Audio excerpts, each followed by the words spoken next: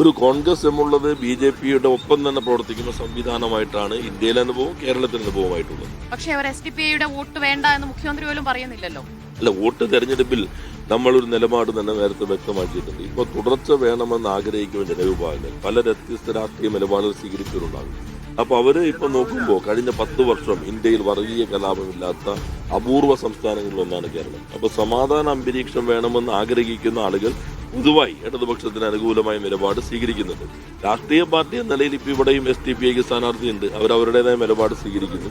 ഞങ്ങൾ ഈ മതനിരപേക്ഷ രാഷ്ട്രീയം മുൻനിർത്തിക്കൊണ്ട് ഒരു നിലപാടിലേക്ക് വരുന്നു. ന്യൂനപക്ഷങ്ങളിൽ ഒരു ആശങ്ക സൃഷ്ടിക്കാൻ ശ്രമിച്ചിട്ടുള്ള ആളുകൾ ഇപ്പോൾ ഇത്തരത്തിലുള്ള പ്രചാരവേല നടത്തുന്നത് എന്തുകൊണ്ടാണ് എന്ന് വ്യക്തമാണ്.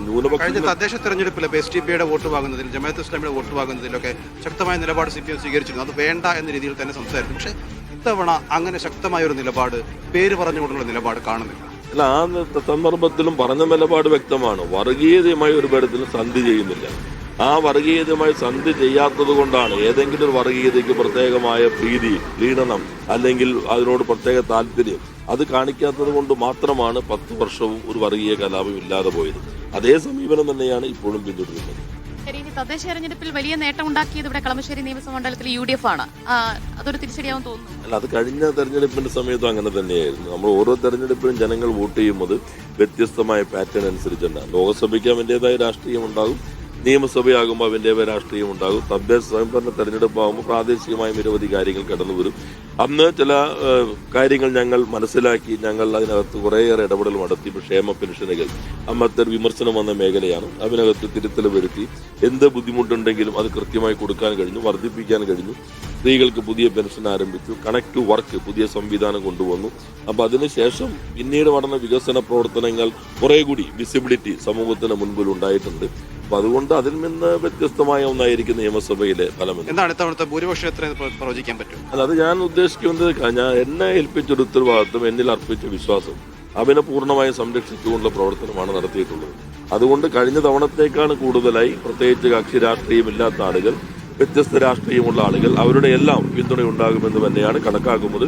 കഴിഞ്ഞ തവണത്തേക്കാൾ മികച്ച ഭൂരിപക്ഷത്തോടെ മണ്ഡലം നിലനിർത്തി ഇവിടുത്തെ പ്രതിനിധിയായി പോകാൻ കഴിയുമെന്ന് പ്രതീക്ഷിക്കുന്നു. ഇലക്ഷന്റെ ആദ്യ ദിവസങ്ങളിൽ ഡീൽ ആരോപണമാണ് UDF ഉന്നയിച്ചതെങ്കിൽ ഇപ്പോൾ അത് മാറി വീണ്ടും ശബരിമല വിഷയത്തിലേക്ക് വന്നിരിക്കുകയാണ്. രാഹുൽ ഗാന്ധി ഉൾപ്പെടെ കഴിഞ്ഞ ദിവസം വന്നപ്പോൾ, ഇന്നലെ വന്നു കഴിഞ്ഞപ്പോൾ പോറ്റിയെ കയറ്റിയ പാട്ട് പാടുന്നു. ആ വിഷയം വീണ്ടും ഉന്നയിക്കാൻ ശ്രമിക്കുകയാണ്.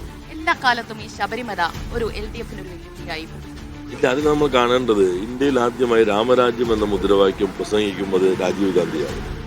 രാജീവ് ഗാന്ധിയുടെ തെരഞ്ഞെടുപ്പ് പ്രചാരണം നേരത്തെ നിശ്ചയിച്ച സ്ഥലത്ത് മാറ്റി ഫൈസാബാദിലേക്ക് കൊണ്ടുപോയ അനുഭവം നമ്മുടെ മുൻപിലുണ്ട്. അപ്പൊ അത് BJPക്ക് വടത്തേക്കുള്ള മണ്ണ് ഇന്ത്യയിൽ ഒരുക്കി കൊടുത്തിട്ടുള്ളത് കോൺഗ്രസ് ആണ്. ആ കോൺഗ്രസ് തന്നെ ഇപ്പോൾ അതേ ദൗത്യം കേരളത്തിലും നിർവഹിക്കാനാണ് ശ്രമിക്കുന്നത്. എന്നാൽ അതിന്റെ വ്യക്തത ഇപ്പൊ സമൂഹത്തിന് മുൻപിലുണ്ട്. അത് ഡിവിഷൻ ബെഞ്ചിന്റെ ശരിയായ നിലപാടുകൾ, കോൺഗ്രസ് മറുപടി പറയേണ്ട പല കാര്യങ്ങളിലും ഇതുവരെ ഒരു മറുപടി പറഞ്ഞിട്ടില്ല. പ്രധാനപ്പെട്ട കാര്യം വികസനത്തിനകത്ത് കേന്ദ്രീകരിക്കുകയാണെങ്കിൽ സ്വാഭാവികമായിട്ടും കോൺഗ്രസിന് മറുപടി ഇല്ലാത്ത കാര്യങ്ങളായിരിക്കും. കോൺഗ്രസിന്റെ ഇരുണ്ട കാലമാണ്. വികസനം ചർച്ച ചെയ്യാൻ നവയുഗം എന്നൊക്കെ പുതിയുഗം ഒക്കെ പറഞ്ഞു തുടങ്ങിയപ്പോൾ ഇരുണ്ട കാലം ജനങ്ങളുടെ മുൻപിലേക്ക് പോകും. അതുകൊണ്ടാണ് പുതിയ വിവാദങ്ങൾ ഒന്നിനു പുറകെ ഒന്നായി കൊണ്ടുവരാനായിട്ട് ശ്രമിക്കുന്നത്. ഒരു കാര്യം കൂടി, ഒരു മികച്ച പാർലമെന്റേറിയനായി പ്രതിപക്ഷം പോലും അംഗീകരിച്ച ഒരാളാണ് മിസ്റ്റർ P. രാജീവ്. രാജ്യസഭാ MP ആയിരുന്നപ്പോഴൊക്കെ ചട്ടങ്ങൾ പറഞ്ഞ് കാര്യങ്ങൾ സംസാരിക്കുക. അപ്പോൾ രാജ്യസഭാ MP ആയിരുന്നപ്പോഴും നിയമസഭയിലെത്തിയപ്പോഴും ഏതാണ് ഏറ്റവും കൂടുതൽ പ്രിയമായി തോന്നിയിട്ടുള്ളത്? രാജ്യസഭയിൽ നിയമനിർമ്മാണത്തിലാണല്ലോ. ഇവിടെ ജനപ്രതിനിധിയായി, മന്ത്രിയായി ഏറ്റവും ഒരു ഹെർക്കൂലിയൻ ടാസ്കായി കരുതിയ കാര്യങ്ങൾ ഉണ്ടായിരുന്നു. അത് നമുക്ക് ജനങ്ങൾക്ക് നൽകിയ വാഗ്ദാനങ്ങൾക്കനുസരിച്ച് മുന്നോട്ട് കൊണ്ടുപോകാൻ കഴിഞ്ഞു. സൗഹൃദം ഒന്നിലേക്ക് അസാധ്യമാണെന്ന് കരുതിയ ഒന്നിലേക്ക് നമുക്ക് എത്താൻ കഴിഞ്ഞു. 2 നിയമമന്ത്രി MLA ഇപ്പൊ നേറ്റിവിറ്റി കാർഡ് പുതിയ ബില്ല് കൊണ്ടുവരാൻ കഴിഞ്ഞു. ഏക കിടപ്പാട് സംരക്ഷണ നിയമം. അപ്പൊ അങ്ങനെ നിയമമന്ത്രി MLAയിൽ വളരെ പ്രധാനപ്പെട്ട നിയമങ്ങൾക്കും നേതൃത്വം നൽകാൻ കഴിഞ്ഞു. അപ്പോൾ രണ്ടും 2 സ്വഭാവത്തിലുള്ളതാണെങ്കിലും രണ്ടും പൂർണ്ണമായി സമർപ്പിച്ച് പരമാവധി ഔട്ട്പുട്ട് ഉണ്ടാക്കാൻ കഴിയുന്ന രൂപത്തിൽ പ്രവർത്തിക്കാൻ കഴിയും. അല്ല, നമ്മൾ ഓരോരുത്തർക്കും ഒരു നിലപാടുകൾ ഉണ്ടാവില്ല. ഞാനിപ്പോൾ നോക്കിയത് ഈ കാലയളവിൽ ഏറ്റവും പരമാവധി നമുക്ക് എന്തെല്ലാം ചെയ്യാൻ കഴിയും. രാജ്യസഭയിലാകുമ്പോൾ 6 വർഷം കൊണ്ട് എന്തെല്ലാം പരമാവധി ചെയ്യാൻ കഴിയും. മന്ത്രിയാകുമ്പോഴുള്ള ഗുണം നമുക്ക് നേരിട്ട് ജനങ്ങളുടെ ജീവിതത്തിൽ മാറ്റമുണ്ടാക്കാൻ കഴിയും. ഇവിടെ തന്നെ കൃഷിക്കൊപ്പം കളമശ്ശേരി 100-300ഓളം സ്ത്രീകൾ കൂണ് കൃഷിയിലേക്ക് നല്ല വരുമാനം ഉണ്ടാകുന്നു. കൂവകൃഷി വരുമാനം ഉണ്ടാകുന്നു. സംരംഭകത്വം വരുന്നു. അങ്ങനെ വരുമ്പോൾ എല്ലാവരുടെയും ജീവിതത്തിൽ മാറ്റം ഉണ്ടാക്കാൻ കഴിയുന്നു എന്നുള്ളതാണ് ഒരു വിവാദത്തെ കുറിച്ച് കൂടി ചോദിക്കട്ടെ.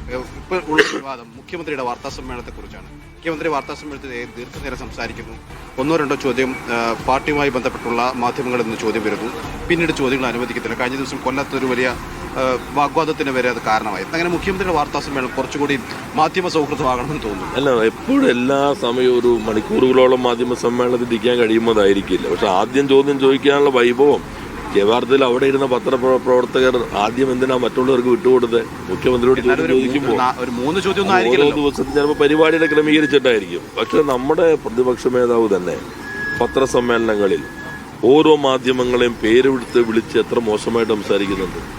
അതെന്തേ വേണ്ടത്ര ചർച്ച ചെയ്യാതെ പോകുന്നു? എത്രമാത്രം അധിക്ഷേപം അദ്ദേഹത്തിൻ്റെ പത്രസമ്മേളനങ്ങളിൽ മാധ്യമപ്രവർത്തകർക്ക് ഭീഷണിപ്പെടുത്തുന്ന രൂപത്തിൽ തന്നെ ഉണ്ടാകുന്നുണ്ടല്ലോ. അപ്പോൾ അതിനൊരു മാധ്യമ പരിലാളനം അവർക്ക് ലഭിക്കുന്നുണ്ട്. മുഖ്യമന്ത്രിയൊക്കെ എല്ലാ കാലത്തും മാധ്യമങ്ങളുടെ വേട്ടയാടലിന് ഇരയാക്കപ്പെട്ടിട്ടുള്ള വ്യക്തിത്വമാണ്. തന്നെ ചോദ്യം ചോദിക്കുമ്പോൾ ഏത് സ്ഥാപനത്തിൽ നിന്നാണ് ചോദിക്കാറുണ്ടായിരുന്നു ഒരുപാട് കാലം. അല്ല, നിങ്ങളുടെ കയ്യിൽ വെച്ചോളാണെന്ന് മുഖ്യമന്ത്രി പറയാറില്ലല്ലോ അത്തരം ചോദ്യങ്ങളൊന്നും. അപ്പോൾ ആ വ്യത്യാസമുണ്ട്. പക്ഷെ അതൊന്നും വേണ്ടത്ര ചർച്ച ചെയ്യപ്പെടും. മുഖ്യമന്ത്രിയുടെ ഒരു രീതി, അദ്ദേഹം വളരെ കൃത്യമായ സമയം, ഇന്ന സമയമാണെങ്കിൽ ആ സമയത്തിനകത്ത് അദ്ദേഹം ഒതുക്കി കാര്യങ്ങൾ പറയുക എന്നുള്ളതാണ്. കൃത്യസമയം പാലിക്കുമ്പോൾ ഇപ്പോൾ ഞങ്ങൾക്കൊന്നും കഴിയാറില്ല. അദ്ദേഹം വളരെ കൃത്യമായി തന്നെ അത് പാലിക്കുന്നതാണ്. ഇപ്പോൾ 1 മണിക്കൂർ പത്രസമ്മേളനം പറഞ്ഞാൽ 1 മണിക്കൂറായിരിക്കും. അപ്പോൾ അതിൽ മറ്റ് പത്രപ്രവർത്തകർക്ക് ആദ്യം തന്നെ ചോദിക്കാനുള്ള വൈഭവമാണ് സാധാരണ ഉണ്ടാകാറുള്ളത്. ശരി, എന്തായാലും സംസ്ഥാനത്തുടനീളം UDF തരംഗമാണ് എന്ന് അവകാശപ്പെടുകയാണ് പ്രതിപക്ഷം. അതിലെന്തായാലും ആടി ഉലയാൻ പോകുന്നില്ല കളമശ്ശേരി. അല്ല, കളമശ്ശേരി മാത്രമല്ല, കേരളത്തിലും ഒരു തുടർച്ച നമ്മുടെ നാട്ടിലെ ജനങ്ങളുടെ ജീവിതം ആഗ്രഹിക്കുന്നുണ്ട്. അപ്പോൾ അത് ആ രൂപത്തിൽ തന്നെ വരുമെന്നാണ് ഞങ്ങൾ പ്രതീക്ഷിക്കുന്നത്. കളമശ്ശേരി ജനങ്ങൾ കക്ഷി രാഷ്ട്രീയത്തിന് അതീതമായി ഒപ്പമുണ്ട് എന്ന ഉറച്ച ആത്മവിശ്വാസമാണുള്ളത്. പി. രാജീവ് വലിയ ആത്മവിശ്വാസമാണ് പ്രകടിപ്പിക്കുന്നത്. കളമശ്ശേരിയിൽ ഒരു ഇളക്കവും ഉണ്ടാകില്ല, ഭൂരിപക്ഷം കൂടും എന്നുള്ള കൃത്യമായ നിരീക്ഷണമാണ് അദ്ദേഹം പങ്കുവെക്കുന്നത്. അതിന് അദ്ദേഹം പറയുന്ന കാരണം അദ്ദേഹം ഇവിടെ നടപ്പിലാക്കിയ സംസ്ഥാനത്ത് നടപ്പിലാക്കിയ വികസന നേട്ടങ്ങൾ തന്നെ.